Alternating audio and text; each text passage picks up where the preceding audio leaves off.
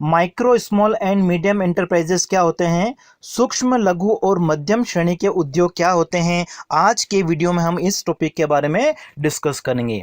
देखिए, micro small and medium enterprises जो होते हैं उनको एक तरह से क्या कहा जाता है, एमएसएमई भी कहा जाता है। और एमएसएमई के अंतर्गत जो उद्योग आते हैं, जो उद्यम आते हैं, इनका जो संचालन है वो भारत सरकार का एक मंत्रालय बनाया गया है अलग से, एमएसएमई मंत्रालय। इस मंत्रालय के द्वारा इस श्रेणी में जो भी उद्योग धंधे आते हैं उनका संचालन किया जाता है। अब इस श्रेणी में कौन कौन से उद्योग आते हैं, उनकी क्या क्या परिभाषाएं होती हैं, किस आधार पर इनको विभाजित किया गया है, उसको भी हम आगे डिस्कस करेंगे।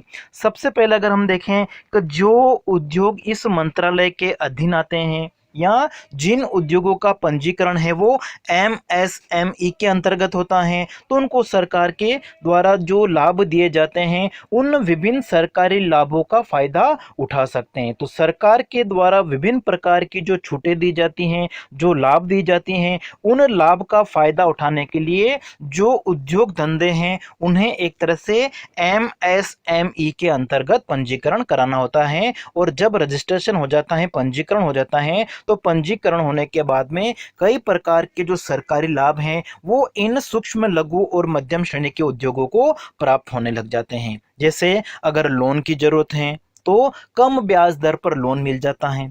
साथ ही साथ सरकार के द्वारा विभिन्न प्रकार के जो टैक्स लगाए जाते हैं, जैसे जीएसटी में छूट हैं, तो जीएसटी में अगर छूट लेना चाहते हैं तो इस स्थिति में इसके अंतर्गत हमको रजिस्ट्रेशन कराना होता है, पंजीकरण कराना होता है। साथ ही साथ सरकार के द्वारा सब्सिडी दी जाती हैं। विदेशों में जो एक्सपो होते हैं उनमें अगर भाग लेना है तो उनमें भाग लेने के लिए भी इसमें एक तरह से रजिस्ट्रेशन कराना होता है। कहने का मतलब ये हो गया है, एमएसएमई मंत्रालय के अधीन जो उद्योग धंधे आते हैं उन उद्योग धंधों को आगे बढ़ाने के लिए, हमारे देश की आर्थिक विकास की जो गति है उसको आगे बढ़ाने के लिए सरकार के द्वारा विभिन्न प्रकार की जो रियायतें हैं, विभिन्न प्रकार के जो फायदे हैं उनको एक तरह से दिए जाते हैं। लेकिन ये फायदे तभी मिलेंगे जब उद्योग धंधे जो हैं वो एक तरह से एमएसएमई के अंतर्गत अपना रजिस्ट्रेशन कराएंगे, अपना पंजीकरण कराते हैं। अपना पंजीकरण जो उद्योग नहीं कराते हैं उनको एक तरह से इन लाभों का फायदा जो है या ये जो लाभ है वो उनको नहीं मिलेंगे। इस पंजीकरण के अंतर्गत क्या होता है, जो सरकार का एमएसएमई मंत्रालय है उसके द्वारा 12 अंकों का एक आधार अंक, उद्योग आधार अंक जिसको कहा जाता है, वो जारी किया जाता है, या इनको हम एक तरह से यूनिक नंबर कहते हैं। ठीक है, ऑनलाइन रजिस्ट्रेशन की प्रक्रिया होती है और उसमें जो भी रिक्वायरमेंट होती हैं उनको फुलफिल करना पड़ता है। जो भी जानकारी मांगी जाती है उस जानकारी को उपलब्ध करा के फिर इसके अंतर्गत एक रजिस्ट्रेशन होता है और जिसके अंतर्गत 12 अंकों का एक यूनिक आईडी जो होती है वो जारी की जाती हैं। अब देखिए, इसकी अगर हम परिभाषा की बात कर रहे हैं तो परिभाषा जो है 2006 में एक एक्ट बना था, सूक्ष्म लघु और मध्यम उद्योग विकास अधिनियम 2006 के अनुसार हम देखें तो एमएसएमई जो है उसको 2 भागों में विभाजित किया गया है। और 2 भाग कौन कौन से हैं, एक तो है विनिर्माण क्षेत्र के उद्योग, सारी जो मैन्युफैक्चरिंग इंडस्ट्रीज होती हैं, ठीक है, वो जैसे ऑटोमोबाइल्स हो गया, ठीक है, उनको हम किसके अंतर्गत लेते हैं, विनिर्माण क्षेत्र के अंतर्गत। और दूसरे क्षेत्र जो है वो कौन सा है, सेवा क्षेत्र के उद्योग हैं, जो सर्विस एंटरप्राइजेज हैं, सारी प्रकार की जो सर्विसेज हैं, जैसे बैंकिंग हो गई, बीमा हो गई, ट्रांसपोर्टेशन, परिवहन हो गई, इस प्रकार की जो सेवाएं होती हैं, सर्विसेज होती हैं, उनको भी सम्मिलित किया गया है। तो 2006 में जो एक्ट बना था एमएसएमई एक्ट, उसके अनुसार जो एंटरप्राइजेज हैं, जो उद्यम है, उनको 2 भागों में विभाजित किया गया था। एक भाग में उन उद्योगों को लिया गया था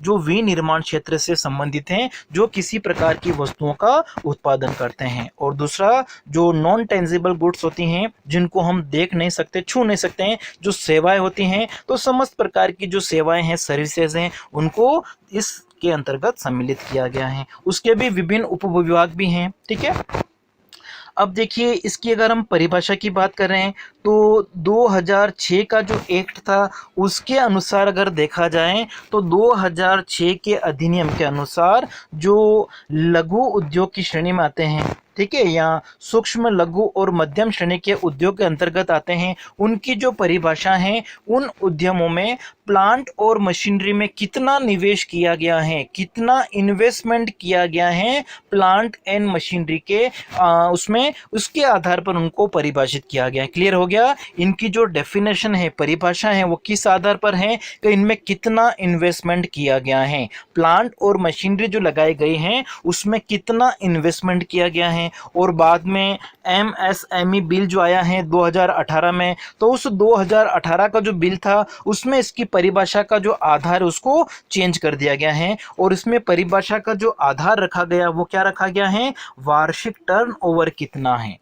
तो देखिए 2006 का जो एक्ट था उसके अनुसार अगर हम परिभाषा देखेंगे तो सूक्ष्म लघु और मध्यम श्रेणी के जो उद्योग उनको कैसे परिभाषित किया गया था कि उन उद्योग धंधों में प्लांट और मशीनरी में कितना इन्वेस्टमेंट किया गया है। लेकिन एक नया बिल आया है 2018 के बाद में, अभी इसको संसद के समक्ष रखा गया है, इसके ऊपर चर्चा हुई है, लेकिन अभी तक ये एक तरह से अधिनियम नहीं बना है। और इस बिल में जो परिभाषा दी गई है वो किस आधार पर दी गई हैं कि एक उद्योग के द्वारा वार्षिक कितना टर्नओवर किया जाता है, उसके आधार पर इसको परिभाषित किया गया है।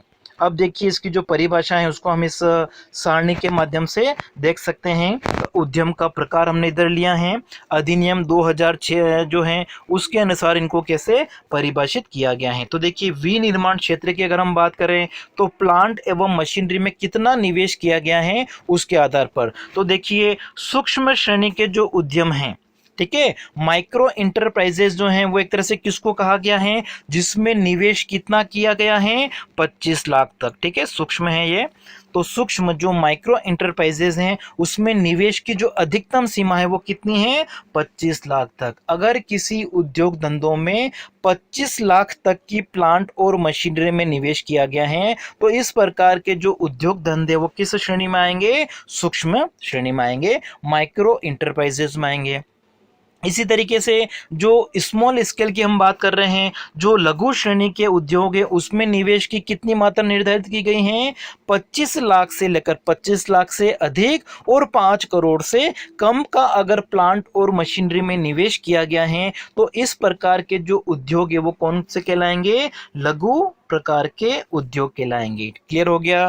तो लघु प्रकार के जो उद्योग है उसमें निवेश की जो सीमा है वो कितनी है, 25 लाख से लेकर 5 करोड़ तक।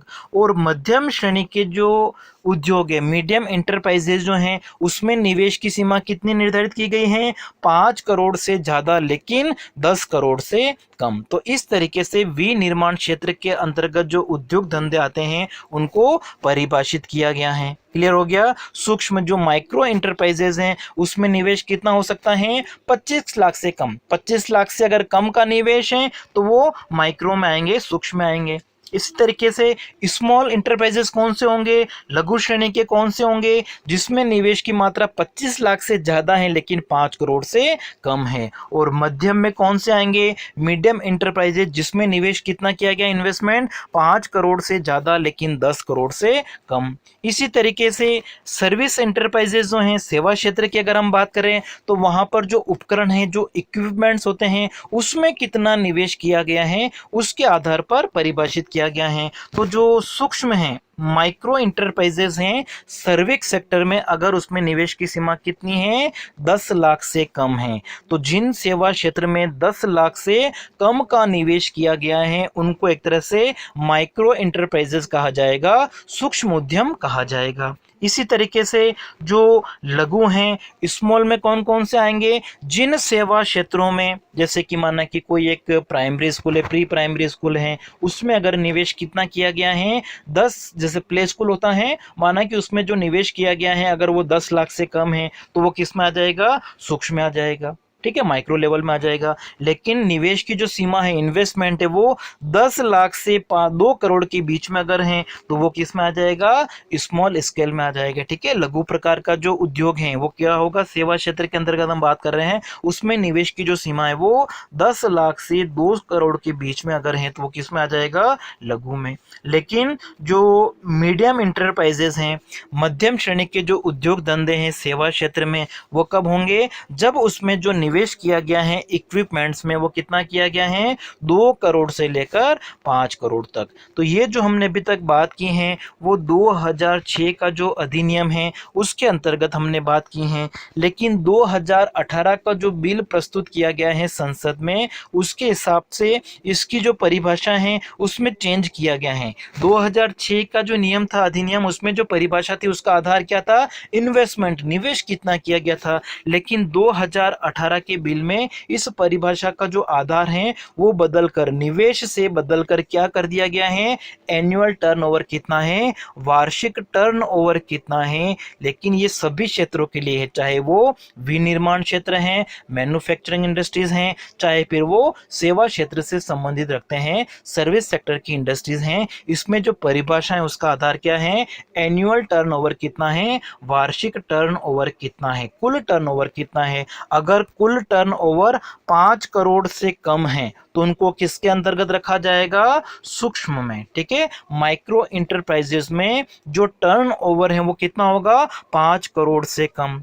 लेकिन अगर वार्षिक टर्नओवर की जो सीमा है 5 करोड़ से लेकर 75 करोड़ के बीच में, 75 करोड़ के बीच में, ठीक है, 5 to 75 करोड़ तक अगर है तो वो किस में आ जाएगा, स्मॉल इंटरप्राइजेस में आ जाएगा, लघु उद्योगों की श्रेणी में उनको रखा जाएगा। और जिन उद्योगों में जो वार्षिक टर्नओवर हैं, ठीक है, एनुअल टर्नओवर कितना है, 75 करोड़ से लेकर 250 करोड़ तक, उनको किस में रखा जाएगा, मीडियम इंटरप्राइजेस में, जो मध्यम श्रेणी के उद्योग है उनमें रखा जाएगा। क्लियर हो गया। तो यहाँ तक तो हमने इसकी परिभाषा देखी है। अब देखिए भारतीय अर्थव्यवस्था में अगर हम इस MSME का महत्व देखें, ठीक है, जो स्मॉल माइक्रो इंटरप्राइजेस हैं, ठीक है, या जो मीडियम वाले भी इसमें आ गए हैं, इस प्रकार के जो उद्योग धंधे हैं उनका भारतीय अर्थव्यवस्था में बहुत ही महत्व है। क्योंकि ये जो उद्योग धंधे हैं वो एक तरह से क्या करते हैं, बहुत अधिक लोगों को रोजगार देते हैं। सामान्यतः ये ग्रामीण क्षेत्रों में एक तरह से अनुकूल होते हैं, क्योंकि वहाँ पर एक तरह से लोगों के पास में पैसा कम होता है, फाइनेंस की प्रॉब्लम होती है, तो उनको कम मात्रा में एक तरह से वो निवेश करना चाहते हैं, क्योंकि उनके पास में इतने रिसोर्सेज नहीं होते हैं। तो ऐसी स्थिति में ग्रामीण क्षेत्रों में अगर हम देखते हैं तो इस प्रकार के जो उद्योग धंधे वहां के लोगों को रोजगार देने के लिए, वहां के लोगों की इनकम का एक तरह से बहुत ही महत्वपूर्ण स्रोत होता है।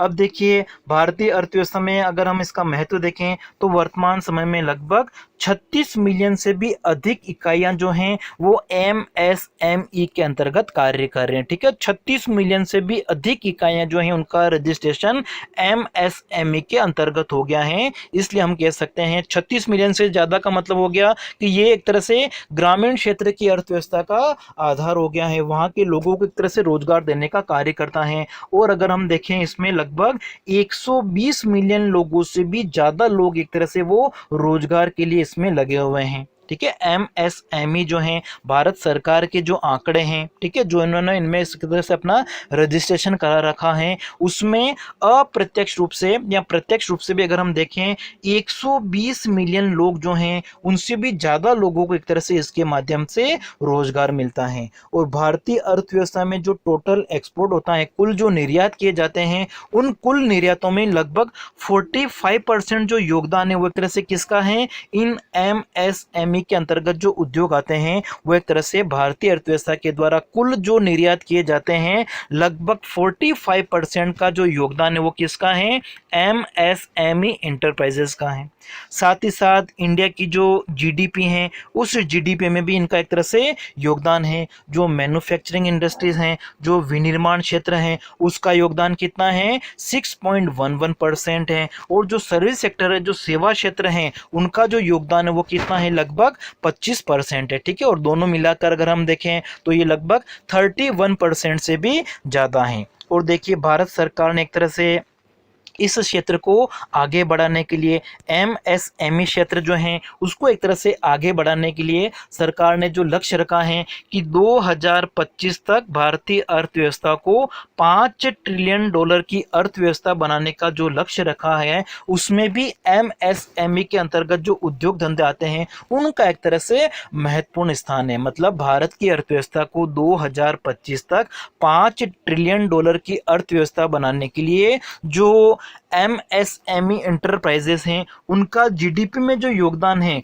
वो बढ़ाकर कितना करने का लक्ष्य रखा गया है, लगभग 50%। भारतीय अर्थव्यवस्था में जो जीडीपी है उसमें लगभग MSME का योगदान अभी 40% के आसपास है, उसको बढ़ाकर 40 नहीं 31 32 के आसपास हैं, उसको बढ़ाकर 2025 तक कितना करने का लक्ष्य रखा गया है, 50%। ठीक है, तो इस तरीके से हम कह सकते हैं कि भारतीय अर्थव्यवस्था में जो MSME है उनका एक तरह से बहुत ही महत्वपूर्ण योगदान होता है। ग्रामीण क्षेत्रों की अगर हम बात करें तो ग्रामीण क्षेत्रों में भी ये बहुत अधिक लोगों को एक तरह से रोजगार देते हैं। जैसे अगर हम उदाहरण ले लें कि खादी एवं ग्राम उद्योग है, तो खादी एवं ग्राम उद्योग है उसमें एक तरह से जो निवेश किया जाता है, ठीक है, निवेश की मात्रा एक तरह से क्या होती है, बहुत ही कम होती है। ग्रामीण क्षेत्रों में जो निर्धन लोग होते हैं उनको एक तरह से रोजगार देने का ये कार्य करता है, क्योंकि ग्रामीण क्षेत्रों में अगर हम देखते हैं लोगों की जो इनकम होती है वो एक तरह से क्या होती है, बहुत ही कम होती हैं। तो ये जो खादी एवं ग्राम उद्योग होते हैं उनमें बहुत ही कम मात्रा में एक तरह से निवेश करना पड़ता है। और साथ ही साथ यहाँ पे हम देखते हैं बहुत सारी जो महिलाएं हैं वो भी एक तरह से इन कार्यों में लगी हुई हैं। इस तरीके से हम कह सकते हैं कि बहुत ही अधिक लोगों को एक तरह से रोजगार देने में जो ये सूक्ष्म उद्योग हैं, ठीक है, वो एक तरह से क्या है, सक्षम है। अब भारत सरकार ने भी इन उद्योग धंधों को आगे बढ़ाने के लिए बहुत प्रकार की जो योजनाएं हैं, ठीक है, सरकारी योजनाएं जो हैं वो चलाई गई हैं। कौन कौन सी योजनाएं हैं उनको हम देख लेते हैं। तो सबसे पहले अगर हम योजना की बात करें तो भारत सरकार के द्वारा जो MSME के अंतर्गत जो उद्योग धंधे आते हैं, सूक्ष्म और लघु उद्योग जिनको हम कहते हैं, तो उनको बढ़ावा देने के लिए सरकार के द्वारा जैसे उद्यमी मित्र पोर्टल हैं, ठीक है, ये स्कीम जैसे सिडबी के द्वारा लॉन्च की गई थी, सिडबी, ठीक है, इसके द्वारा जैसे उद्यमी मित्र पोर्टल हैं वो लॉन्च किया गया है। साथ ही साथ अगर हम देखें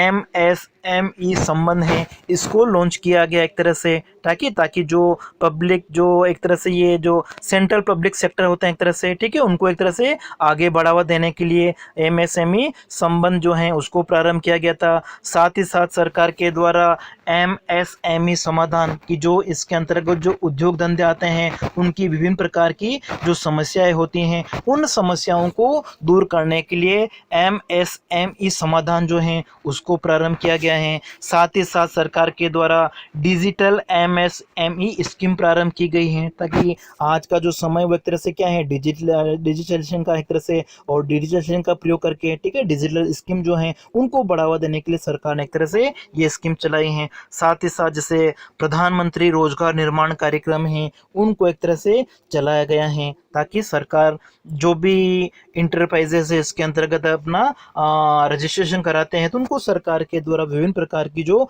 आर्थिक सहायता है, जो सब्सिडी है वो एक तरह से दी जा सकें।